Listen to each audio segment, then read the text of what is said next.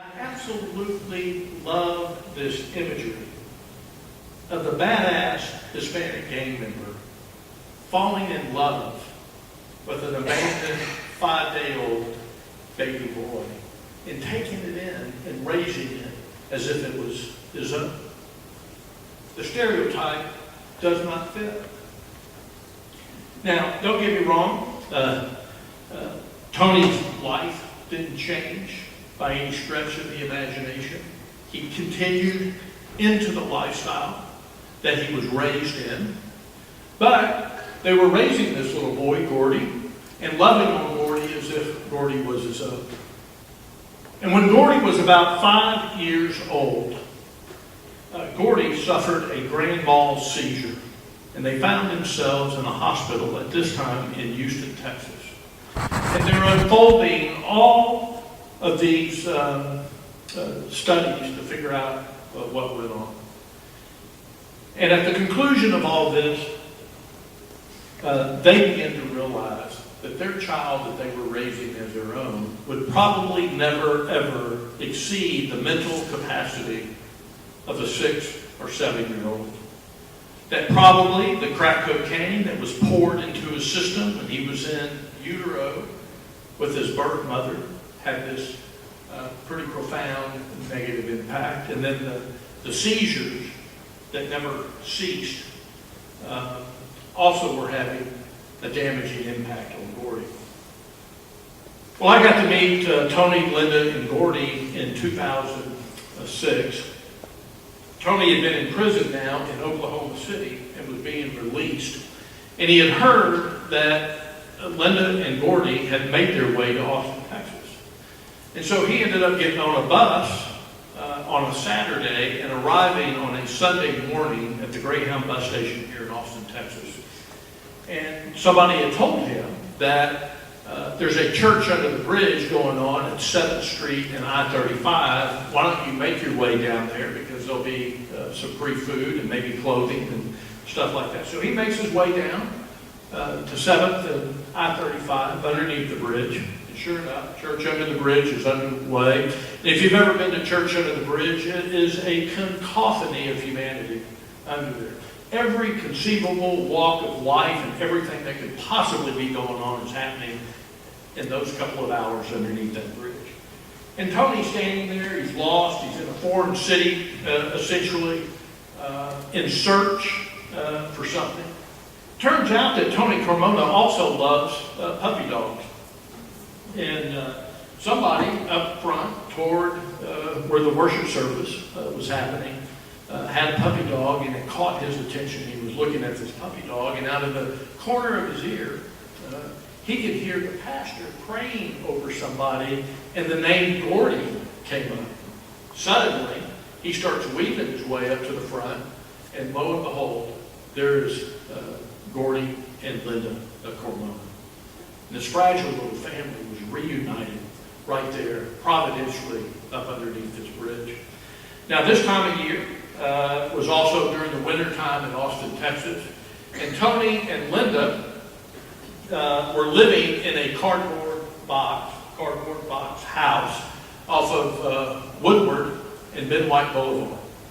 And Tony, in order to keep his family warm, would go into the H-E-B's, the CVS, the Walgreens, the Walmarts, wherever, and steal as much toothpaste as he possibly could.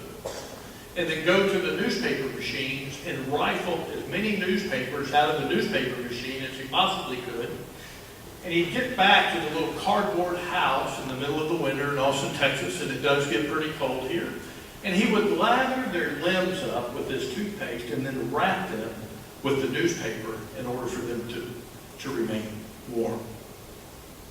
Well, the pastor of this church under the bridge had called me on the phone and said, I've been introduced to this little family, Tony and Linda and Gordy Carmona, and I think they would be a perfect candidate for one of your RVs. And at this time, in 2006, we were purchasing gently used RVs and lifting people up off the streets into privately owned RV parks, beginning to test, at the very beginning of testing what we thought was a new and better way of managing what you and I see standing out on the street. And I met this family and fell in love with them right away. My wife and I did, and multiple other people. And we went and purchased an RV for them. And the RV was a 27-foot long bunkhouse, which isn't that big. And it had 2 rooms, kind of the master suite, and all that you could fit into the master suite would be a bed. And then they had this other little bunk room that had a little bunk bed inside of it. And we moved him into the Midtown RV park.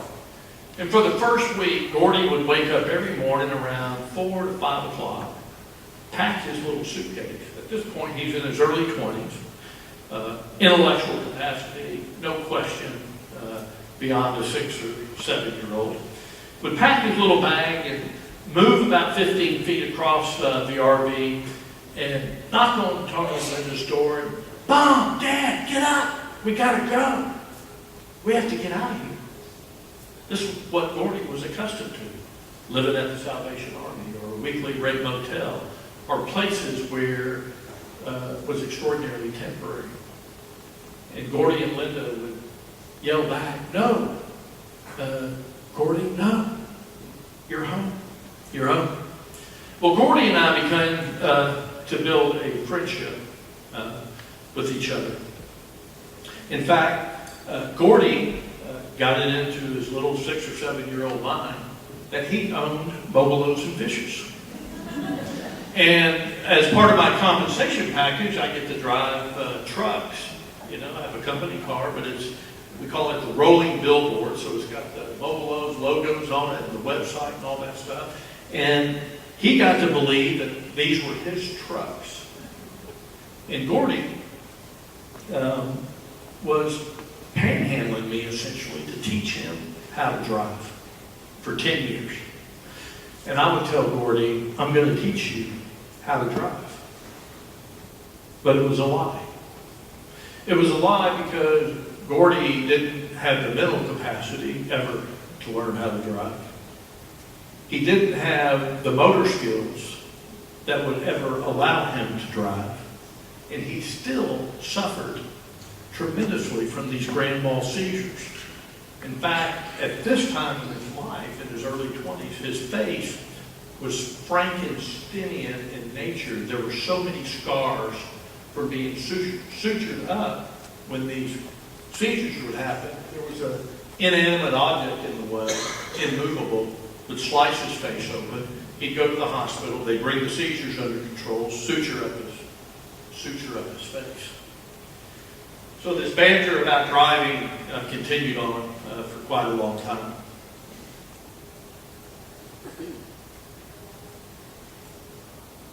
Then in December 2014, he suffered one of these grand mal seizures while he was taking a bath, and he drowned. And this was beyond devastating.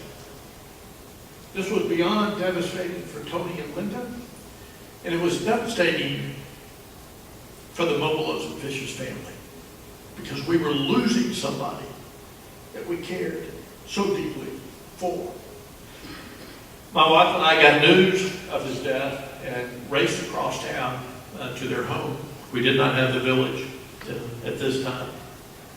And the police were all over the place. There was the tape cordoning off entry into the apartment, into their home.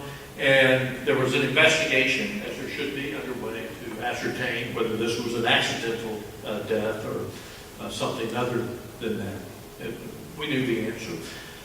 And all along, I was, and others were working with the police department, and they also sent out some of their social workers to get Tony and Linda back in to say their last goodbye. You know, if you can imagine, for those of us that have lost somebody and were there, that ability to bend over and kiss somebody on the forehead. You know, to reach out and grab their forearm, put your hand on their shoulder, you know, and say, "I love you." But they wouldn't allow that to happen. Now, Tony, at this point, is in his late 50s. The tattoos are shriveled. He's getting old. He's rode hard. He's lost a leg of diabetes. He doesn't have much giddy up in his get along anymore. But the guttural emotion that was pouring forth from those two, when you lose a child, and I can think of nothing more devastating than losing a child for those of us that have had that experience, and watching this guttural emotion come out of this former badass Hispanic gang member, tattooed from head to toe, with tattoos primarily acquired while he was in prison, 2 teardrops underneath one eye, the word psycho on the side of his neck, and 13 and a half just underneath his collar line. Nothing fit. Nothing fit. And the police were warning us. They go, the coroner is going to go in there, and they're going to put Gordy in a body bag onto a gurney. And when we're notified of this, and they're ready to exit the home, we're going to line the sidewalk, because oftentimes it gets pretty aggressive. So they were warning me to watch out. So sure enough, the gurney, the body bag comes rocketing out of their home, coming down the sidewalk. Tony leaps out of his chair as if he had 4 legs at this point in time. I'm pouring every ounce of energy that I have in my body to hold him back. The police are helping with this too. He's crying, and within seconds, Gordy's in the back of his car and gone. And that separation, and witnessing that separation was one of the most profound experiences of my entire life. Well, we had Gordy cremated. And on the day that his ashes were ready to be picked up from the funeral home, I got the call to see if I could go pick up Tony and Linda and take them to the funeral home. And fortunately, I was able to do that. And so we drive over in my pickup truck to the funeral home. We get out, we go inside, and the funeral director has Gordy in the urn and hands it over to Linda, and just in a complete instant, she collapses right there. And it's just, again, heaving with this guttural emotion. And then Tony gets into it as well. He's crying as well. I'm crying emotionally. And the funeral director, who has done this virtually on a daily basis for most of his career, is adroitly moving us out. And we end up at my truck. I'm driving. Tony's in the passenger seat. Linda's in the back. And on Tony's lap is Gordy's remains inside of the urn. And I reach up to start the car. And Tony takes this urn and begins to move it across the console over to me. And looks at me and says, "Alan, would you let Gordy drive?" And this urn is set down on my lap. And I put it in reverse. We exit out of the parking lot. We're driving down 183 with Gordy sitting on my lap. We're laughing. We're joking. We're going down memory lane. We're crying. Everything is happening.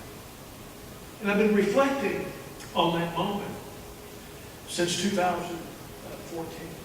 Powerfully reflecting on that moment. And realizing that had I not been willing to encounter one of the most broken, despised, outcast, lost, forgotten, stereotyped human beings on the planet, which is a badass Hispanic gang member, tattooed from head to toe, with tattoos acquired while he was in prison, 2 teardrops underneath one eye, the word psycho on the side of your neck, 13 and a half underneath the collar line. Without the willingness to be able to move in to that place and have that encounter, I would not have had the glory of that 10-year relationship while Gordy was alive. Wouldn't have had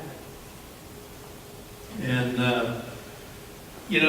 in the work that we do at Mobile Ocean Fishes, serving in Austin, Texas, the 6/100ths of 1% of the people that live here, the most despised, the most outcast, the most lost, the most forgotten.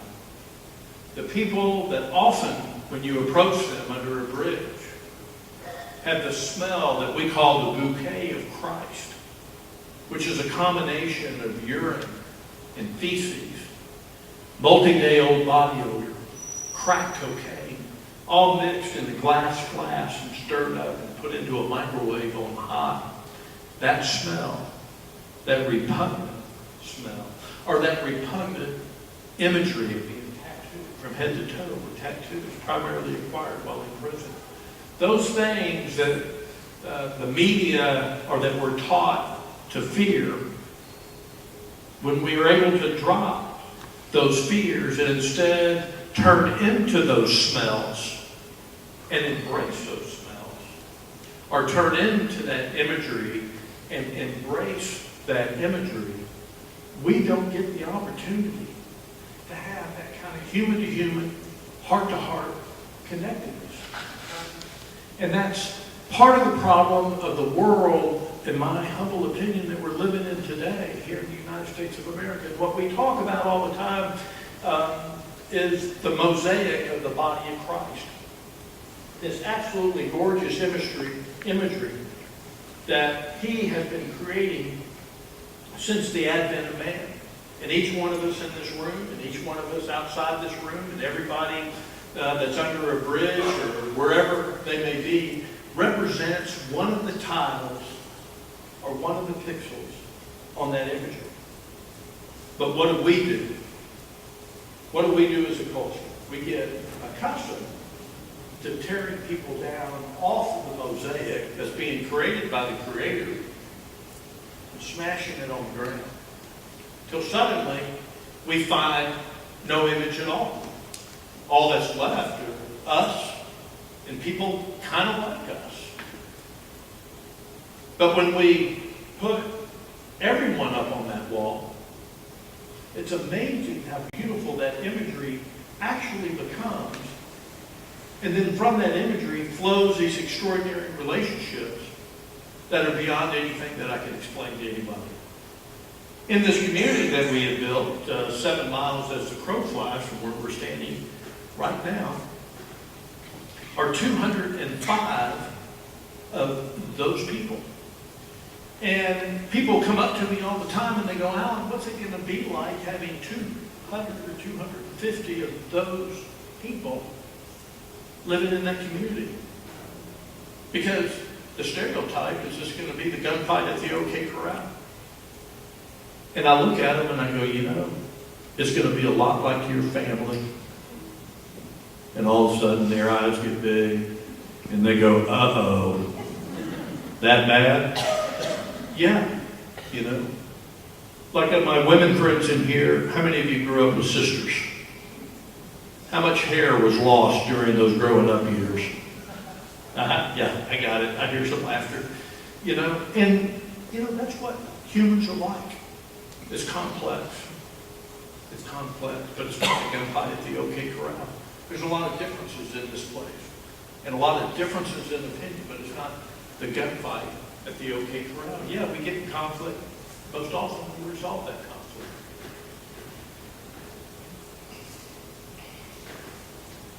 One of the things that was in the email to me was about the spirit of inclusion. And, we talked a lot about inclusion in our culture over the past several decades. But what's happened with the term inclusion is that we've become accustomed to excluding people for the sake of reaching some type of inclusive gathering. And I like to talk about the banquet table of inclusion. That who or whom do we exclude from the banquet table of inclusion in order to obtain that inclusive nature that we all desire? Who or whom do we strip off that mosaic of the body of Christ in order to create the perfect image? And I say, no one. We don't strip off the badass Hispanic gang member tattooed from head to toe. We don't rip off the schizophrenic, bipolar disorder, schizoaffective, depressed human being off of that mosaic of the body of Christ. We don't strip off the convicted criminal who has made mistakes in his life. We don't kick off the mosaic and cast away the little kid whose father might be in jail and his mother may be a crack addict and a prostitute. Look at him and go, they're lost. There's nothing that we can do. We have to gather everybody in. There's a phenomenal podcast that I would invite you to go out and listen to from NPR's Invisibilia. NPR Invisibilia, and they did a podcast on a little town in Belgium called Hale. It's spelled G-E-E-L. You can listen to it. G-E-E-L, Belgium. In American pronounced Hale, but I think it's Gale or something like that. I'm going to be there in March, early April. I'm going to go to this place. And ever since the 7th century, this town, I'm going to repeat this, ever since the 7th century, I don't even have the math skills to add up how long ago that was. They have been welcoming into their town as boarders the mentally ill of Europe. And today, as of that podcast, which is about a year and a half old, the average stay of a mentally ill European, no matter what their diagnosis is, in a boarding family is 28 and a half years. 28 and a half years. When you go into Hale, Belgium, and go through their, whatever the analysis is, and you get plugged into a boarding family, they do not give you the diagnosis of the person that's moving into your home, that's going to live with you for 28 and a half years. The podcast was hilarious. It's a phenomenal podcast. But the podcast, one woman had this guy living in his house, and every day he would twist off the buttons of his shirt. And every night she would sew the freaking buttons back on. And the interviewer was going, well, that's stupid. Why not use fishing line to sew the buttons on? And the woman that boarded said that would be a disaster because he would not be able to twist off his buttons every day like he desires to do, and I would not be able to sew them on at night. It's a phenomenal podcast of including instead of excluding. And we live in a culture of exclusion. Many of us live in bubbles. We don't live in as diverse a neighborhood as we have. And it's not like it's our individual fault, but from a cultural point of view, what we've done is we've begun to segregate ourselves from everything that's out there. So that when we do run into somebody that's standing on their front porch, grunting like an elephant, with their pants down at their knees, and their Mr. Happy hanging out, we call 911 today. If you're at the Community First Village, and Jeff is standing on his deck with his pants down and his little Mr. Happy hanging out, and he's grunting like an elephant, we go, Jeff, you got to put your pants up. Because we love Jeff. We don't know why he's pulling his pants down. I don't know why the guy's pushing his freaking buttons off. But something. But he's not standing there with a gun and a knife threatening to kill anybody. But culturally, if that happened in any of our neighborhoods, we'd be calling 911. Jeff would get arrested. Jeff would be booked. They would see that it's a psychotic deal, so he would move into the largest mental health facility that we have in Travis County here, which happens to be the Del Valley Jail System. 350 beds dedicated in the jail system for people battling behavioral health issues. And instead, we can just go up to Jeff and go, Jeff, we need you to pull up your pants, man. And if Jeff needs a little bit more help, we'll usher him to interim care, or we'll sit down on his front porch and hang out with him. I find that podcast amazing, that as we encounter all of the people that we encounter, whether through Buffaloes and Fishes or the YMCA, we need to learn how to meet people where they are. You know, one of the 5 goals of Buffaloes and Fishes, and there's 5 corporate goals in Granite. Number 1 is to transform the paradigm as to how people view the stereotype of the homeless. And that's been, for me, in America, an amazing miracle, because I want to tell you that my paradigm 25 years ago of the homeless was, you lazy, drug addict, bum, get a job. That was me. That was me. But what's happened when I began to move in relationship with men and women like Tony Cormona, who continues to be my good friend today. When I began to move in to relationship with him, my stereotypes began to fall. And when we start dropping the stereotypes that allow us to move into relationship with people, it's like dropping the stereotypes of people that are battling profound behavioral health issues. They're not the murderers that you and I have to fear. They're not the rapists, pillagers, and plunderers. They're just battling a mental health issue. When we begin to welcome that into our community. So if you look at our street corners and underneath our bridges and in our shelter system, in every one of the cities that we come from, and we see the disaster that is unfolding, we become mystified by that. And then we begin to create laws to ban certain things that are associated with the behaviors that they do. And then the laws that we pass, like you can't sit down, you can't lie down, you can't smoke here, you can't urinate here. Oh, and by the way, we have no bathrooms downtown for you to urinate in, so you can't ever urinate, ever. And then when we catch people doing that, then we arrest them and fine them and sometimes incarcerate them. And we find out that none of that works. What happens if we open our culture to something like Hail Belgium, where we're saying, welcome? How do we welcome you into our community? Doesn't mean that we welcome people urinating in public. People walk into our community and their stereotype of the chronically homeless, and they look up underneath the bridges and they see a mountain of trash that smell like urine, and then they come into that beautiful community and they can't believe that there is no trash, there's no cigarette butts, there's no urine smell. And they go, how can that be? And I go, well, you know, all you got to do is Google the 1968 New York City trash hauler strike and look at the images 24 hours after the strike began to understand why we need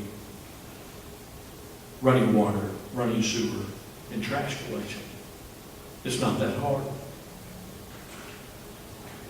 I kind of want to close with a couple of points. Maybe more than a couple of points now that I'm reading my list here. The word homeless. The next time that the word appears, it's like in the 11th or 12th century, and it pops up one more time. And then it pops up again in about the 16th or 17th century. There was no cultural, anthropological understanding of homelessness in virtually the history of mankind until about the 1970s or 80s. And in the 1980s, the rise of the use of the word homeless, which is an adjective, it's a descriptor, rose and skyrocketed to the point today where there is not a publication, any kind of media, website, blog post, every single day, that word is appearing thousands of times all over the place since about the 1970s or the 1980s. I think it's an interesting thing to ponder how, in this period of time, in my lifetime, the word homeless went from almost being non-existent, rare, to ubiquitous. And then we did something to the word homeless, and we added the word ness to the end of it, and created this ubiquitous noun, homelessness, that we could dump just about anything on the planet that we want to dump into this. Now, why is this? So I want to throw out something for all of us to marinate on, and I think it applies to everything that all of us do. We work with young kids in poverty, young adults in poverty, when we're dealing with the foster care system, when we're dealing with homelessness, when we're dealing with incarcerated individuals, when we're dealing with these profound human issues that are out there. I'm going to propose to you that the single greatest cause of all of that problem, one cause, almost 99%, that's my number, is a profound, catastrophic loss of family. It's a profound, catastrophic loss of family. And the myriad of ways that the family is falling apart are almost infinite. Because I believe that the original cell of social life is the family. It's that place where you and I are created. And I'm not trying to define the nuclear family thing here. I'm trying to define a place of holistic nurturing and forming. But that place where you and I are created, where you and I are supposed to be formed and nurtured, is supposed to be the family. And in all of our families, things break down periodically. So imagine it was 2,000 years ago, and James and I go off to do a little hunting and gathering for the family and for the village. And we get on point on something, a rabbit, some kind of game that would be awesome to bring back home. And I lose my concentration. And I slip and fall off a cliff and I die. And back home I've got my wife and my children, 5 of them. James has to come back to the village to bring the bad news. But what happens is that James and his family and the other village families begin to surround my family. They begin to mentor my sons and daughters like they were already doing anyway. They begin to lift us up and care for my family regardless of me losing. Today, something's happened catastrophically inside these family units. In our case, the 1/100th of 1% of the people that we serve. 100% come from a profoundly, catastrophically broken family. And when I talk about brokenness, man, I mean, I come from a broken family. My mother was profoundly mentally ill, institutionalized a lot over her life. But my mom never raped me. She never sold me. My dad never beat me up. He left us. And that was a tough deal. But he didn't sell me to other people. They weren't giving me opiates or crack cocaine or methamphetamine or feeding me alcohol when I was 5 and 6 years old so they could have their drug parties. None of that kind of stuff went on, but this is the kind of stuff that goes on too. And the people that we serve, and no doubt in the people that you're serving. These young people are coming in to the Y for a place of relief. They want to be relieved of the suffering that they're experiencing at home. And so, if there's a catastrophic breakdown like that, and the village is no longer there to help, and we merely advocate that responsibility to City Hall, state government, or Washington, D.C., what's going to be the collateral impact of that? This isn't a negative thing about our government. I love our government. But, we're given the baton to go out there, and how do we inspire the rest of the community to come up alongside the work that we're collectively doing? They have to be engaged, because we can't do it as staff members. We got limited capability. We need the community. That's where the inclusion happens to come in. Profound, catastrophic loss of a family. And then I'm just going to end. I've just finished, and our staff has finished a book called Jesus on Leadership, if you want to read a phenomenal book on leadership. And I've read, I don't know, telling how many phenomenal books on leadership, and I recommend reading all those phenomenal books. But layering on top of that, this book, Jesus on Leadership, talks about, taking lots of risk. Christ took a lot of risk. But the one interesting thing that he did was at the Last Supper, at the end of that supper, and there's confusion amongst the banquet goers at this Last Supper about what's going to happen. They're in disbelief, actually, of what is being proclaimed at that time. And Jesus was struggling, even in his ministry, that did I do a good enough job equipping these knuckleheads that I chose to follow me? And in John chapter 17, he's even praying to God the Father, and this is my interpretation. I've got these knuckleheads. I don't know that they have it, but I'm praying that they become one with us.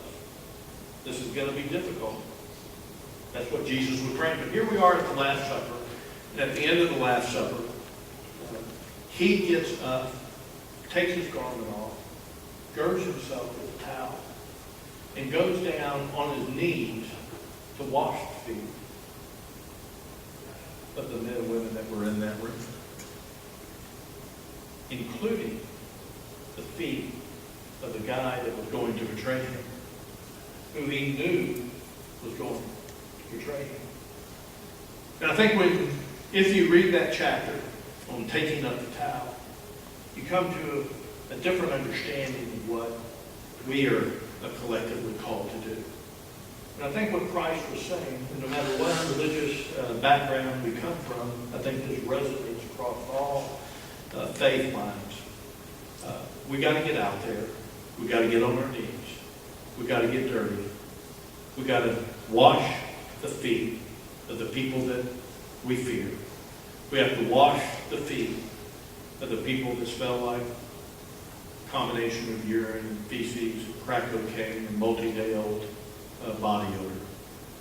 Yet when we do, we end up driving down 183 with the urn of the cremated remains of a Gordy Carmona sitting in our lap, and imprinting into our brains some of the greatest memories that we'll be able to carry with us for the rest of our lives. I really appreciate the honor of being here with y'all today, and thank you for your kind words about the Maverick thing. I don't feel like that, but because I'm standing actually in a room full of Mavericks, and God bless y'all, and I'll be glad to answer any questions that y'all might have. Thank y'all very much.